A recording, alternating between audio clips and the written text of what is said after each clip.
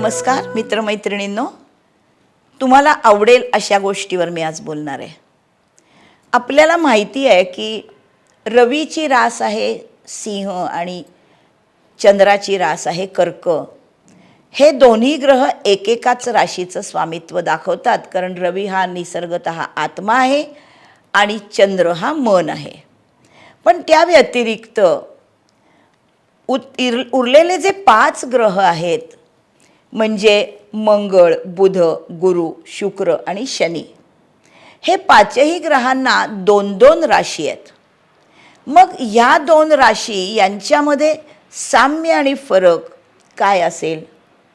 आपण आज बघूया शुक्राच्या 2 राशी. पहिली रास आहे वृषभ आणि दुसरी आहे तूळ. वृषभ रास ही निसर्ग कुंडलीप्रमाणे धनस्थानातली म्हणजे द्वितीय स्थानामधली रास आहे आणि तूळ रास ही निसर्ग कुंडलीमध्ये सप्तम स्थानामधली रास आहे. या दोन्ही राशींमधलं एक साम्य बघायला गेलो आपण तर ते असं आहे की या दोन्ही राशी अनुदित गोलार्धामध्ये आहेत, जो प्रपंच दाखवतो. त्यामुळे या दोन्ही राशींना ऐहिक सुखाची आवड आहे. मटेरियल लाईफमध्ये त्या उत्तम काम करतात. शिवाय यांच्यामध्ये असणारं साम्य अजून एक असं की शुक्र हा ग्रह त्यांचा स्वामी असल्यामुळे आयुष्यात मौज मजा करणं, कलांना महत्त्व देणं आणि त्याच्या जोडीला बिझनेस आणि पैसा हे पण महत्त्वाचं आहे. आता यातला महत्त्वाचं वेगळेपण काय आहे? तर आपण जे त्रिकोण पाहिलेत कुंडलीमधले, त्याच्यामध्ये जो अर्थ त्रिकोण आहे, जो पैसा दाखवतो, शुक्र म्हणजे कॅश, हा अर्थ त्रिकोण द्वितीय, षष्ठ, दशम स्थानाचा आहे. यातल्या द्वितीय स्थान जे वृषभ राशीचं आहे, शुक्राचं आहे, जे स्थिर राशीचं आहे, जे धन योगाचं स्थान आहे, आयचं स्थान आहे. या राशीमधला शुक्र हा 3 आय आहे. एक आय म्हणजे मिळकत, दुसरं आय म्हणजे डोळा आणि तिसरं आय म्हणजे मी. स्वतःच्या मिळकतीच्या बद्दल असलेला प्रचंड पॉझेसिव्हनेस हा या वृषभ राशीमध्ये असतो. वृषभ रास ही नेहमीच स्वतःच्या गोष्टींना अतिशय पॉझेसिव्ह आहे. दुसरी जी तूळ रास आहे ही कामत्रिकोणातली रास आहे. म्हणजे तृतीय, सप्तम आणि एकादश स्थान हा कामत्रिकोण आहे कुंडलीमधला. कामत्रिकोण काय दाखवतो? तर इच्छा, आकांक्षा, महत्त्वाकांक्षा ज्या माणसाला असतात त्यांच्या पूर्तीसाठी माणूस धडपडतो. ज्ञान घेऊन मगच त्याची पूर्ती होईल हे त्याला माहीत आहे. म्हणून ज्ञानासाठी हपापलेल्या मिथुन, तूळ, कुंभ या 3 राशी, त्यातली तूळ रास ही सप्तमातली म्हणजे कामत्रिकोणातली तर आहेच, याशिवाय ही रास आपल्या जोडीदाराची आहे, आपण निवडलेल्या जोडीदाराची आहे. आणि लीगल मॅटर्स, लीगल करार हे सप्तम स्थान दाखवतो, म्हणून हे विवाहाचं स्थान आहे. त्यामुळे शुक्राचं दोन्ही राशींमध्ये उद्देश अनुदित गोलार्धात असल्यामुळे प्रपंच म्हणजे ऐहिक सुखामध्ये रममाण होणं हाच आहे. पण थोडा थोडा फरक आहे. वृषभ रास ही स्थिर रास असल्यामुळे, धनस्थानातली रास असल्यामुळे इथे शुक्र हा कॅश आहे आणि धनस्थान हे आपल्या ज्ञानेंद्रिय दाखवणारं स्थान आहे, चेहऱ्यावरची. त्यांचं कार्य इथे चालतं. त्यामुळे रसना म्हणजे जीभ, इथे शुक्र त्याचा कारक आहे. डोळे म्हणजे दृष्टी, आय साईट, याचा कारक धनस्थानातला शुक्रच आहे. आणि शुक्र हा अतिशय रसिक ग्रह आहे.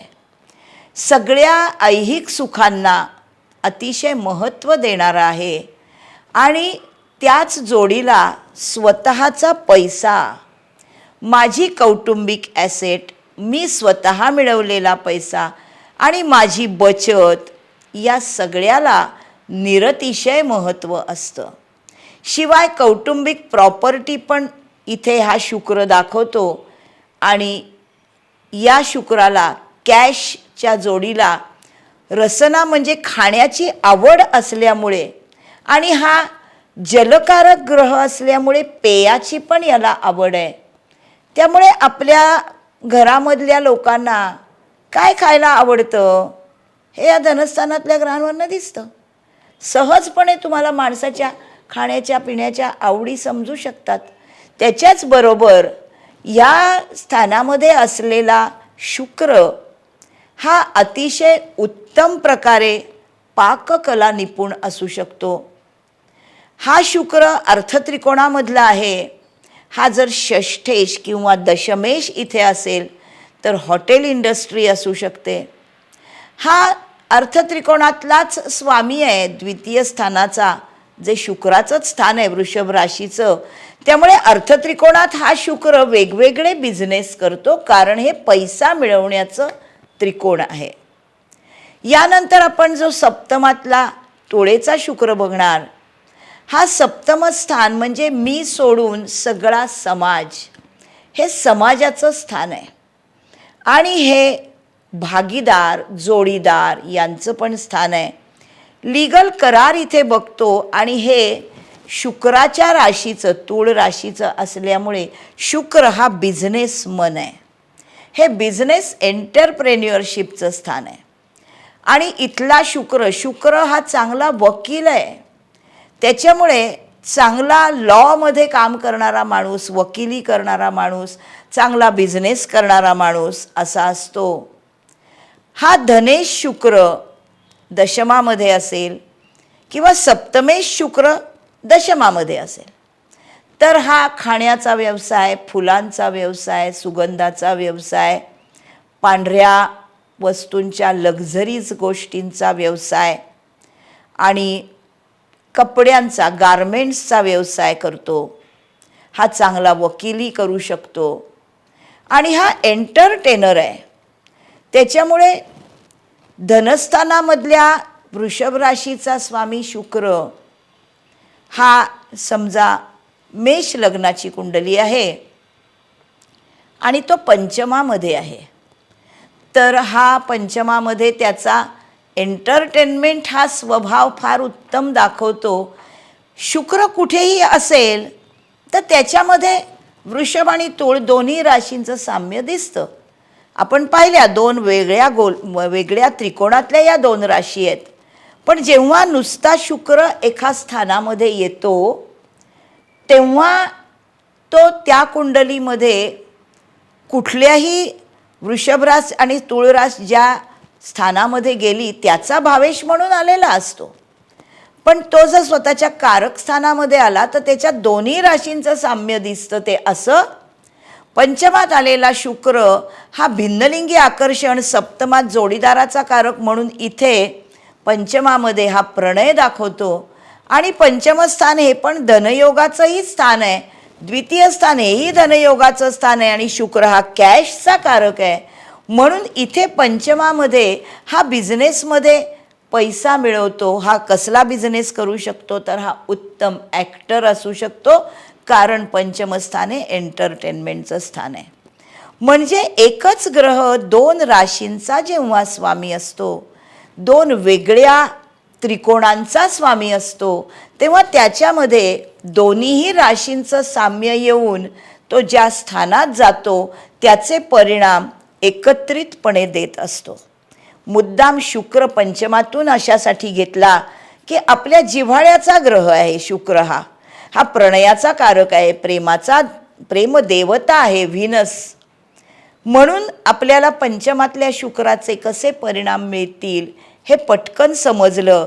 मेष लग्नाच्या कुंडलीत तो सप्तमेश पंचमात आलेला आहे म्हणून तो प्रेमविवाह करणार आहे. असे आपण सगळे ग्रह बघूया. चॅनल सबस्क्राईब करा माझा.